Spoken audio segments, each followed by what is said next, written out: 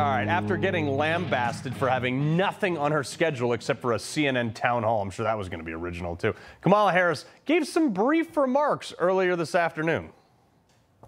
Donald Trump is increasingly unhinged and unstable. And in a second term, people like John Kelly would not be there to be the guardrails against his propensities and his actions. Those who once tried to stop him from pursuing his worst impulses would no longer be there. Even her insults are scary. Can you imagine being that disingenuous? Oh, I'm sorry, I have to say, oh, okay, yeah. But John Kelly, I don't know what bug got into this guy. Okay, this is not the first time he said this. He said it back in 2022, but the media is acting like it's like the first time they've ever heard it. He's Trump's former chief of staff, okay? He's been largely discredited. He was the guy who came out with the suckers and losers comment that was debunked by, oh, I don't know, everybody else who was there. He was just asked on a radio program if he thought Trump was a fascist. Well, I'm looking at the definition of fascism. It's a far-right, authoritarian, ultra-nationalist political ideology and movement characterized by a dictatorial leader, centralized autocracy, militarism, forcible suppression of opposition, belief in a natural social hierarchy. So certainly, in my experience, those are the kind of things that he thinks would work better in terms of running America. So he certainly falls into the general definition of fascist, for sure. Okay, Jen, this is why the left holds him in high regard, because he just says whatever they want. And, you know, oh, look, he's a general, so he's honorable. Is he? Look, I don't know him personally, but this type of conduct is pretty unbecoming of the generals I do know. But let's break down what he just said. Dictatorial. How? Like, give me an example. Executive orders? I mean, let's take a look at the numbers here. Donald Trump signed 220 executive orders. Jimmy Carter, 320. Ronald Reagan, 381. Bush 1, 166. Clinton, 364. Bush 2, 291. Obama, 276. Biden only signed 143, mostly because he spent, I don't know, like 40% of his presidency on the beach. So that's not it. Maybe the general is just bitter because he was given orders as the chief of staff. Now, knowing generals, they don't like taking orders too much. They're not used to it. They're used to giving them. But that's the nature of serving at the pleasure of the President of the United States.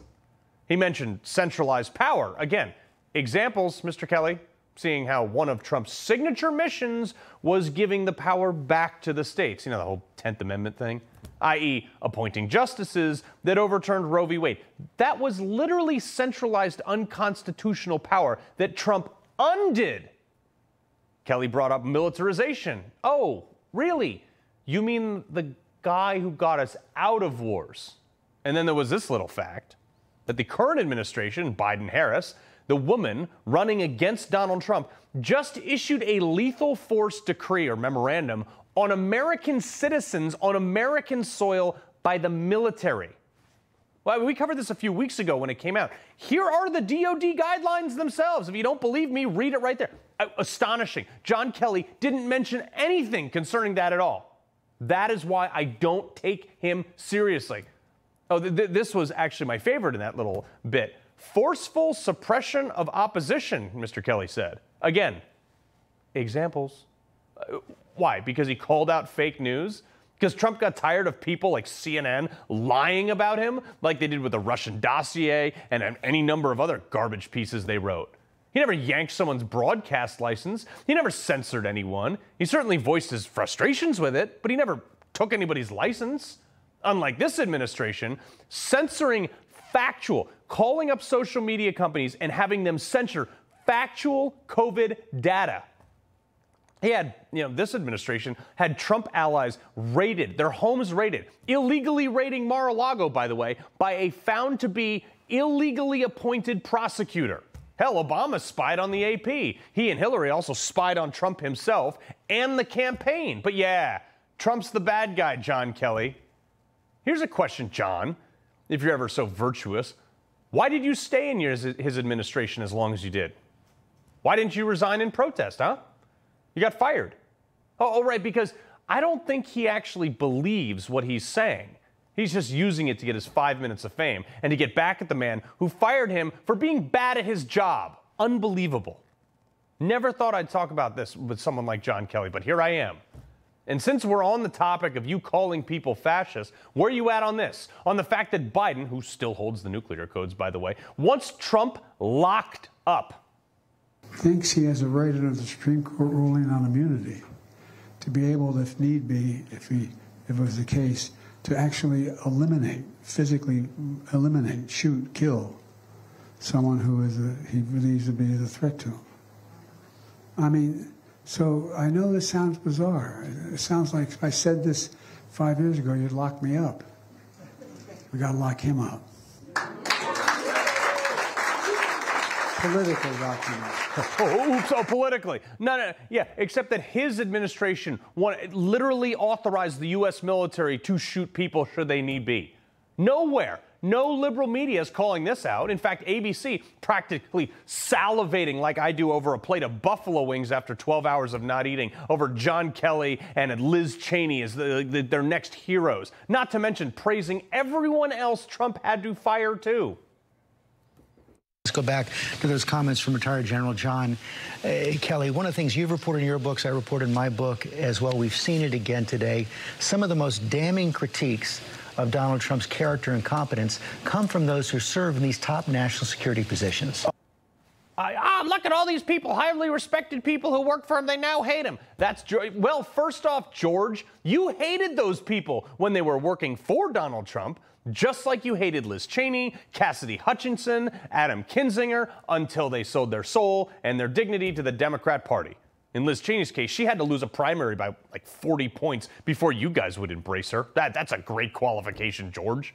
And because now that they're failures and outcasts and sellouts, now you think they're highly respected. I mean, it goes to your character.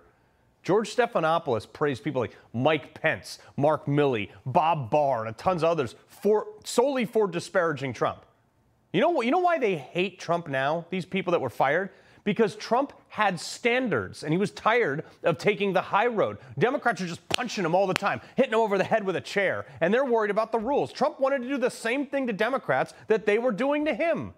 And the deep state establishment people who have made a career of climbing the ladder, like Bob Barr in D.C., backed by party insiders and the deep state, because they would not rattle cages. They didn't go along with it. They disobeyed orders from Trump.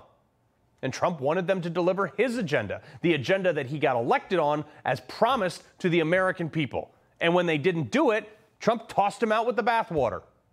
That's why they're bitter. And the liberal media today is like cheering these people on because it fits their narrative. That's the only reason why.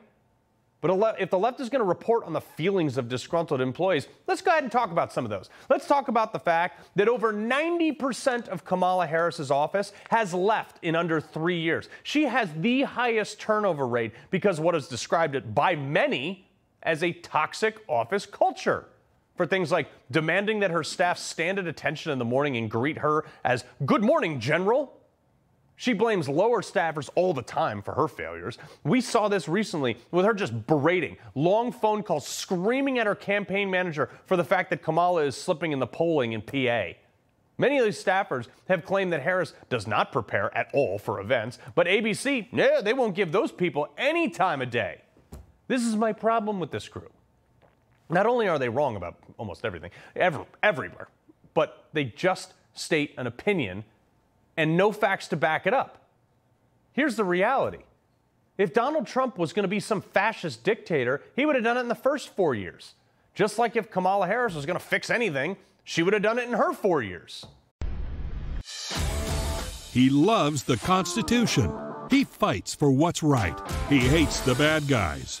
He's a freedom warrior. He's your freedom warrior. Watch Carl Higbie every weekday on Newsmax.